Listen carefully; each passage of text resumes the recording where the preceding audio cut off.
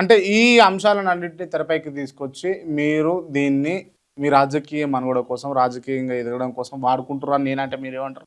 ఒకవేళ గత 10 ఏళ్లలో ఈ సమస్యలన్నీ గనక కేసీఆర్ గనక అడ్రస్ చేసేది ఉంటే మా బొట్టలకి పని ఉండకపోవు. మాకు ఇండియాలో పనే లేదు అసలు. ఓకే, నేను అసలు ఈ సైడ్ రాకపోయేటోని పోయి మేము కూడా ఎక్కడైనా అడ్జస్ట్ అవుతాం కదా. పదవులు కావాలి, పైరవులు చేసుకోవాలంటే ఎక్కడైనా అడ్జస్ట్ అవుతాం. మాకు కూడా అన్ని పదవుల కోసం ఏం పాకులాడరా? క్రాంతి ఇవాళ వరకు ఒక్క రేవంత్ రెడ్డి ముఖ్యమంత్రి అయినాక ఒక మందకృష్ణతోని ఎంఆర్పిఎస్ కు సంబంధించినటువంటి డీలిమిటేషన్ ఏదైతే కేటగరైజేషన్ ఉందో ఆ కేటగరైజేషన్ ఇష్యూ తప్ప ముఖ్యమంత్రి గడప దొక్కినోని కాదు నేను.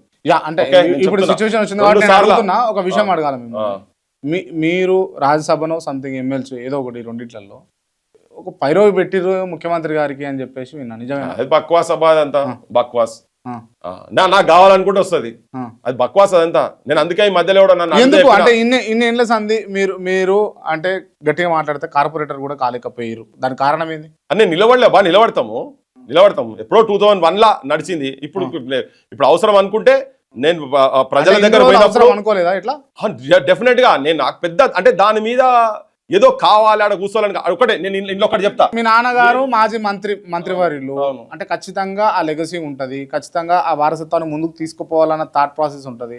అండ్ మోరెవర్ మీరు వాగ్దాటి కానీ మీ బిహేవియర్ కానీ పాలిటిక్స్ లో బాగా నైపుణ్యత కలిగిన వ్యక్తిగా ఉంటారు. మీరు ఎందుకు ఉండదు? ఖచ్చితంగా డెఫినెట్ గా ఉండే ఉంటది కదా మీకు మనసులో. నేను మా నాన్న లైన్లోనే పోతున్నా.